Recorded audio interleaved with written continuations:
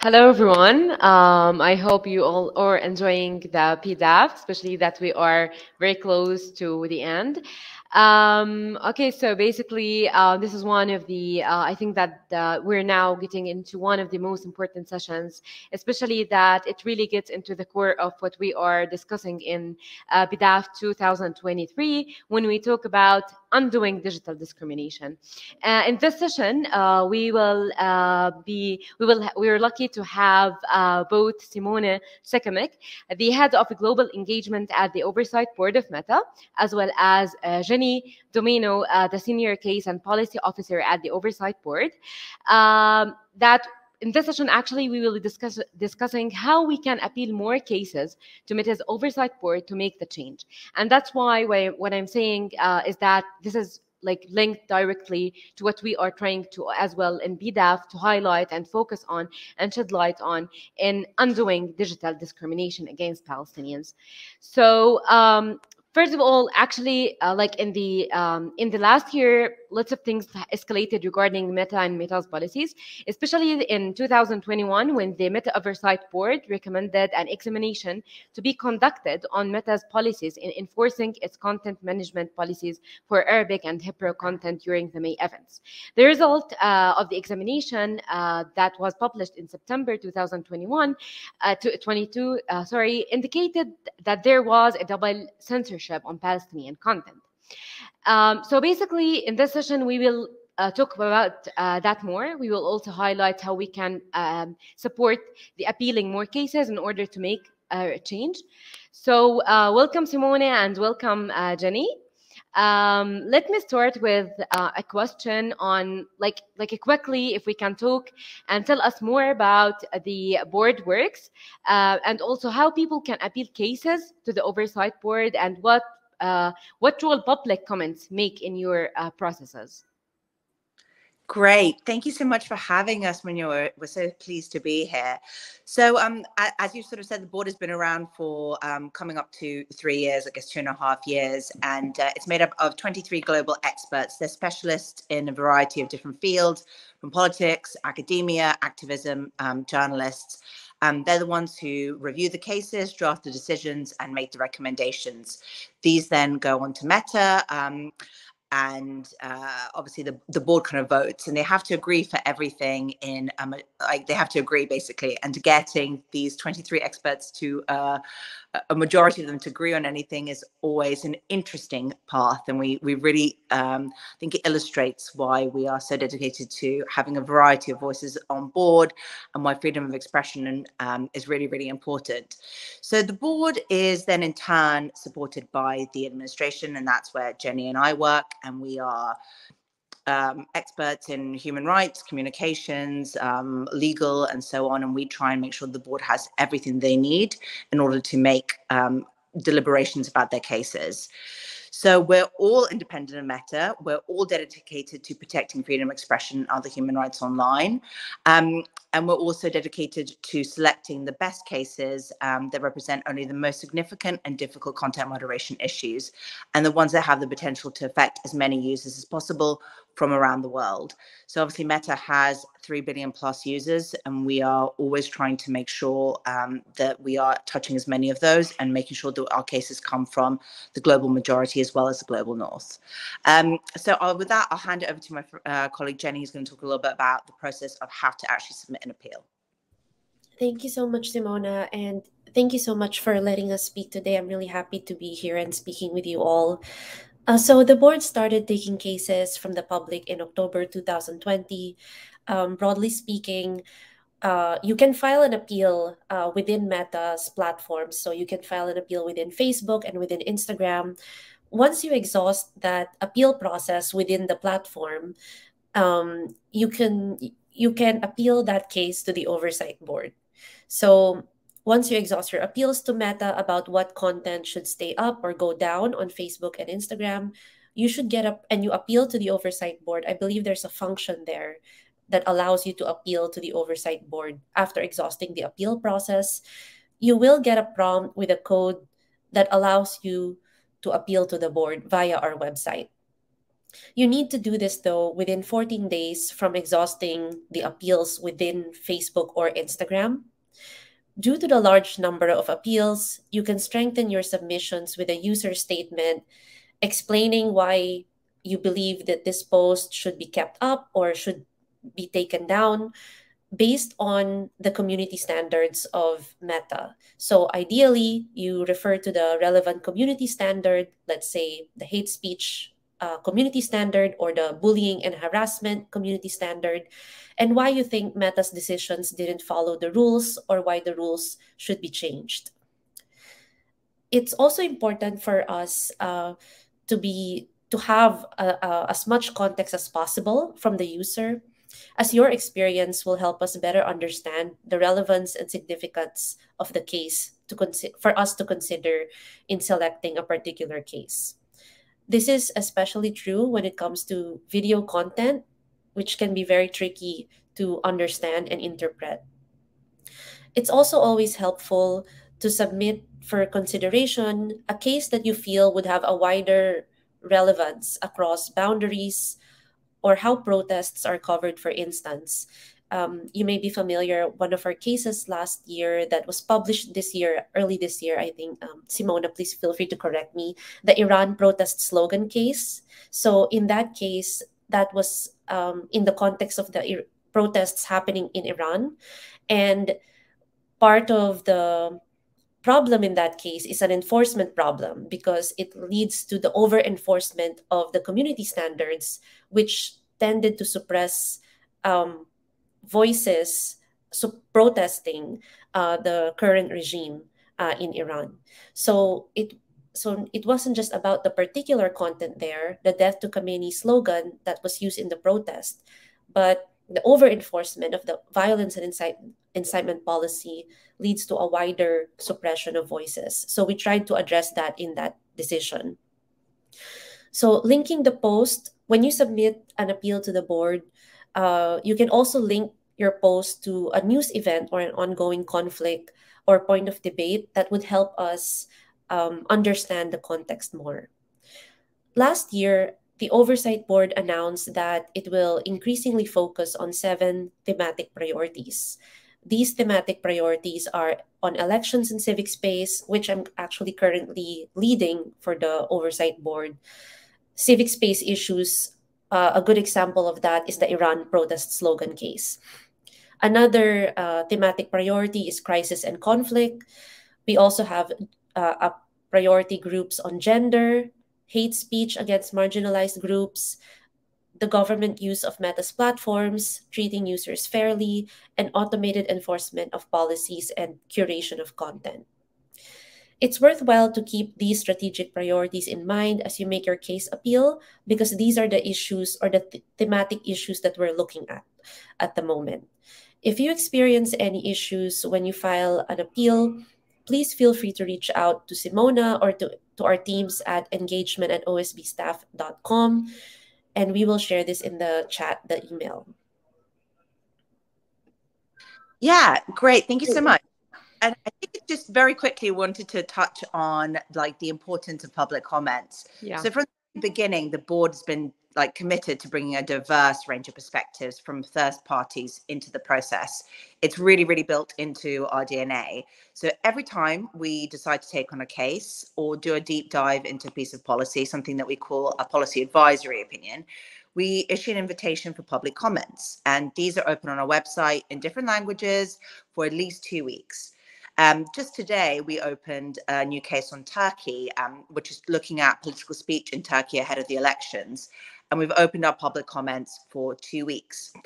So the case involves, just very quickly, it involves a post by 3 different media organizations, which I'm not going to try and pronounce, but they shared videos of a heated exchange between a politician of the ruling AKP party, an Istanbul mayor, and he's a prominent member of the CHP party. And in the clips, the AKP member of parliament is calling him a British servant, which was taken down basically as part of the hate speech community standard. As a result of the board taking the case, though, Meta decided that it actually wasn't that we did violate the policy, but it should have been kept up as it was newsworthy and in the public interest. So we're now going to look at this and decide whether it should be removed, or whether it should stay up, and why. And I'm guessing that quite a lot of the people listening today will probably have some views they'd like to share with us, some experience of government interference and kind of the political speeches should be allowed. So I'd really, really encourage everyone here to log into our website, read a little bit more about the case, and take the time to submit.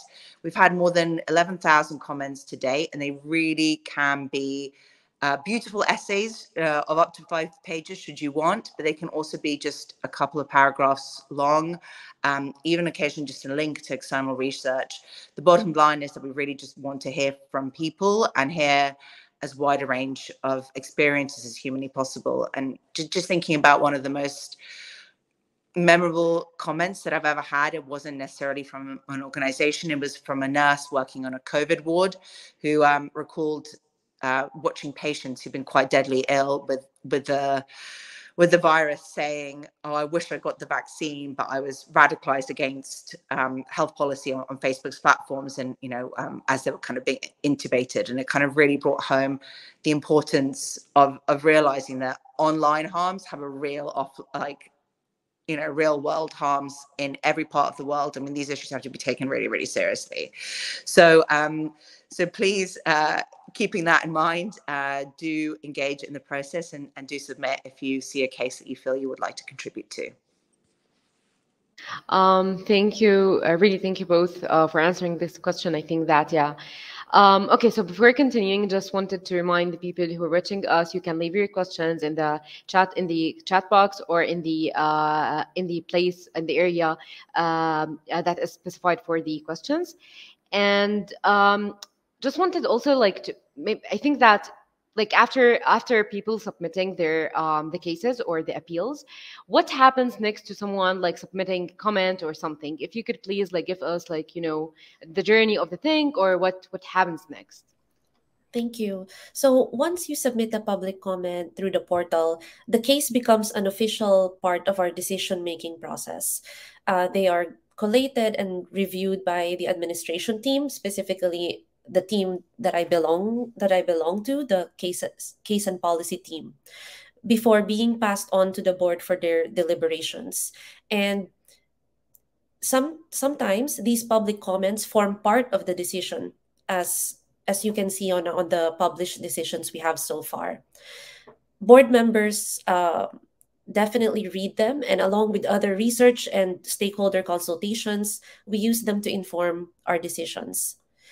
We understand that some groups or some people don't want their comments to be public because of security concerns, and we completely understand that. Our first priority is to protect the privacy of the group or the person submitting a public comment, and never to release this information without their consent. So for those who want to do so, we publish the comments right alongside our decisions around 90 days after we initially announce a case, that we have accepted a case. And as I mentioned briefly before, for the most notable contributions, the board directly references these public comments quite extensively as part of the decision or the policy review process.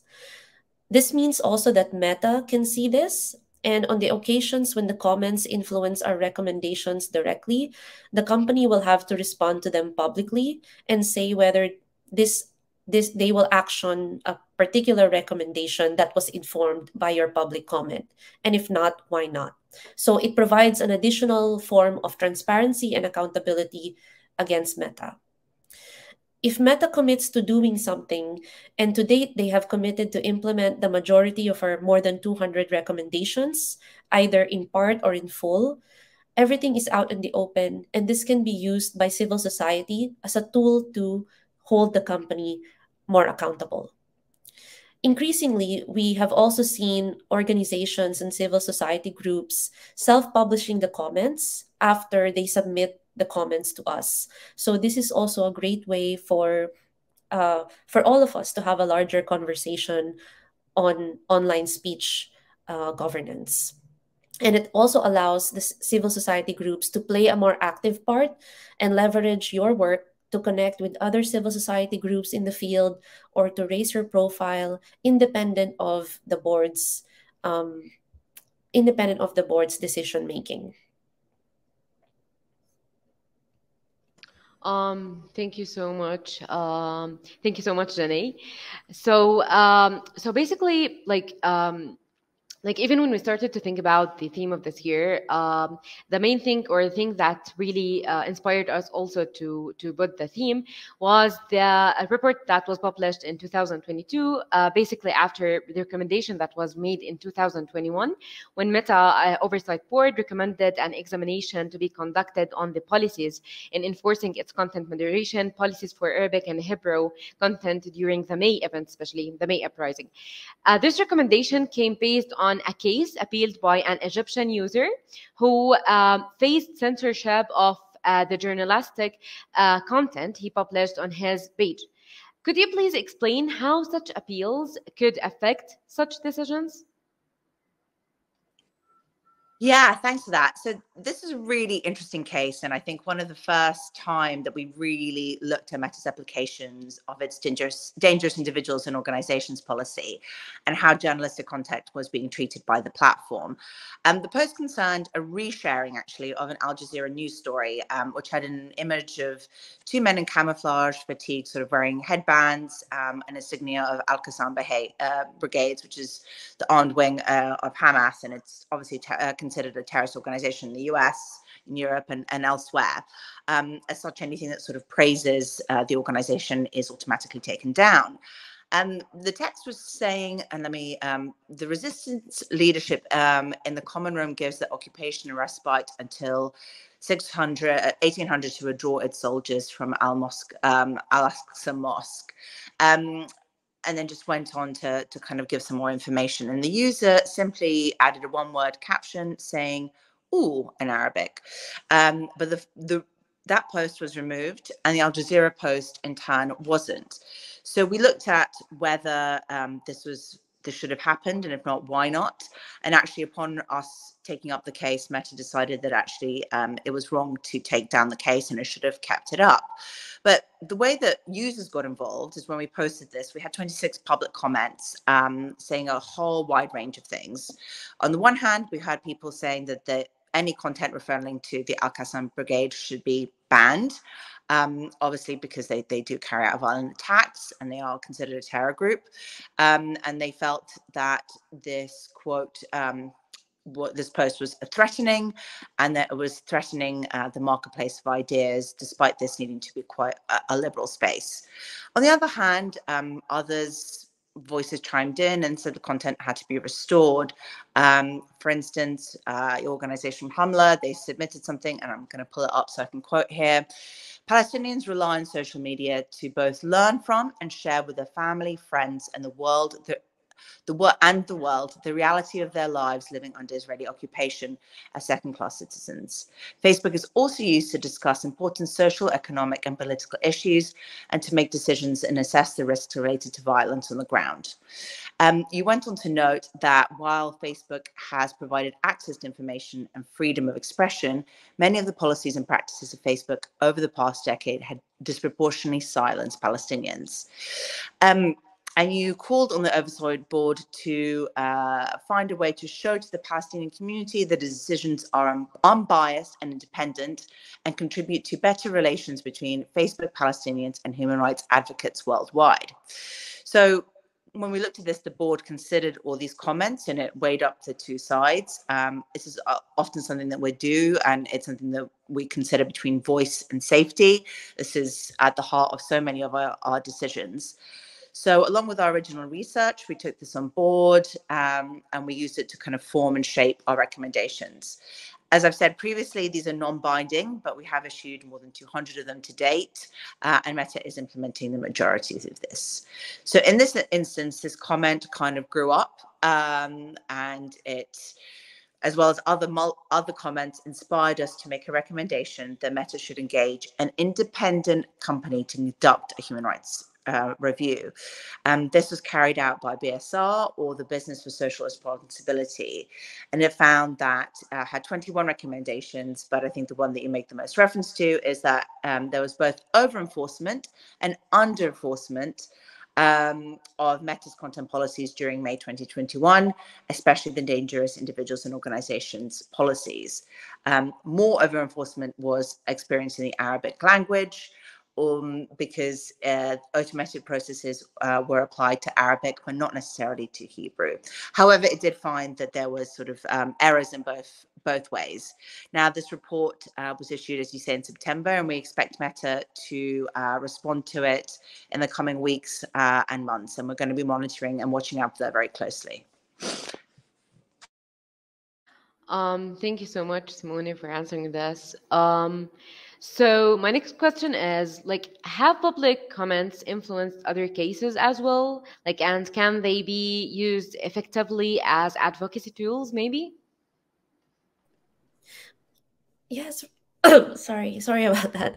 Yes, absolutely. So the above case that Simona mentioned shows how through public comments, it is possible to push your advocacy agenda and get one of the biggest companies to start taking your views into account.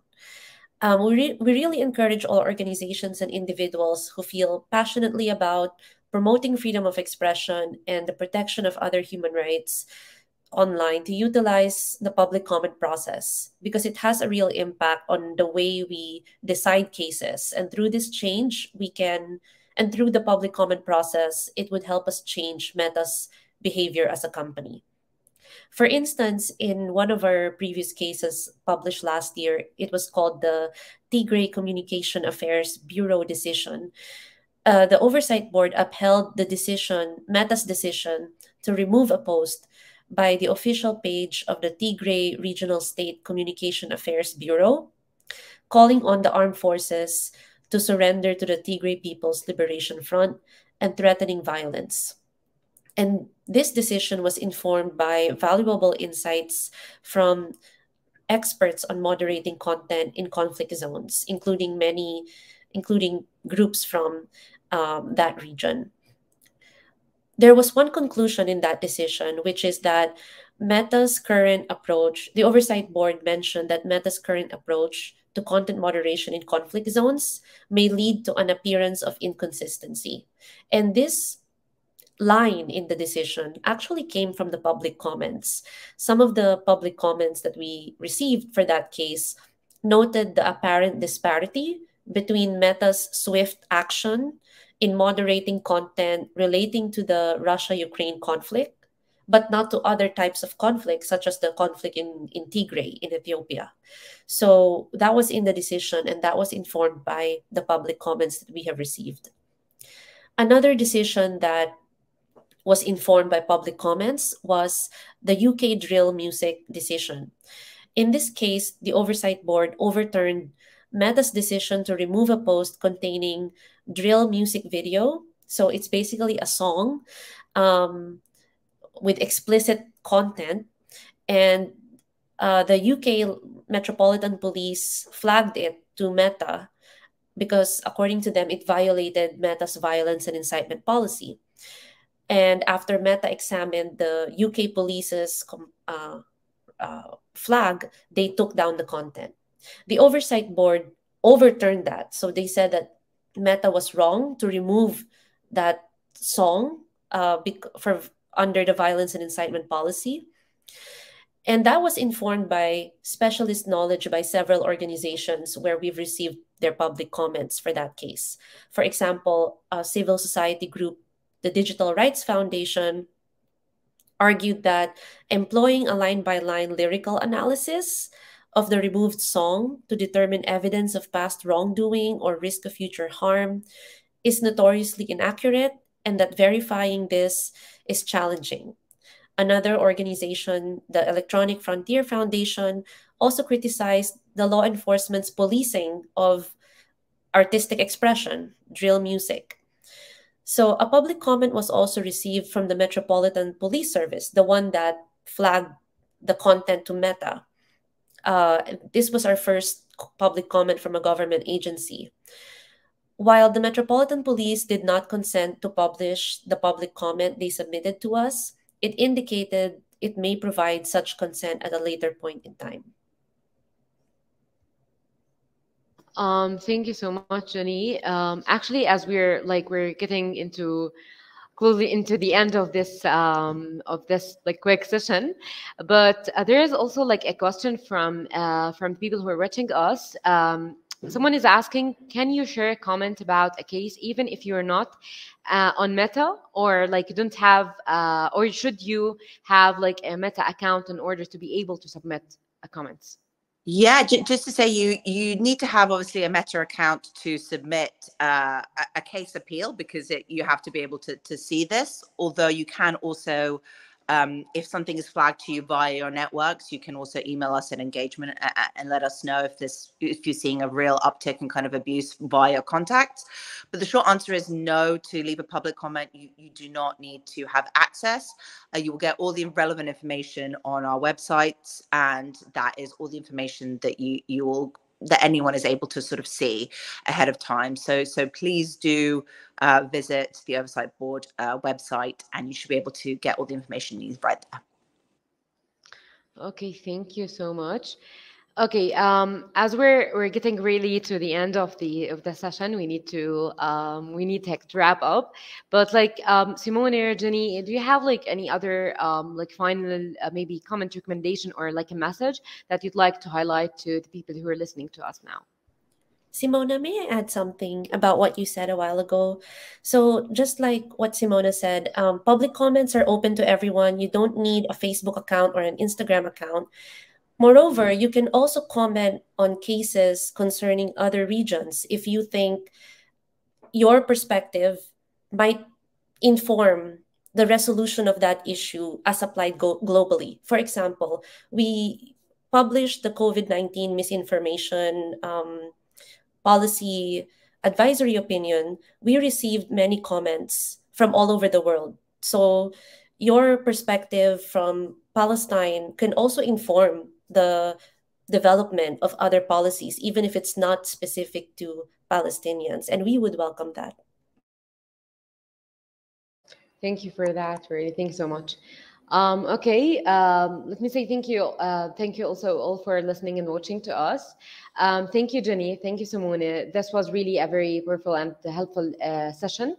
And thank you also for joining the PDAF 2023. And yeah, thank you so much. Shukran. Thanks. Thank you so much. Bye.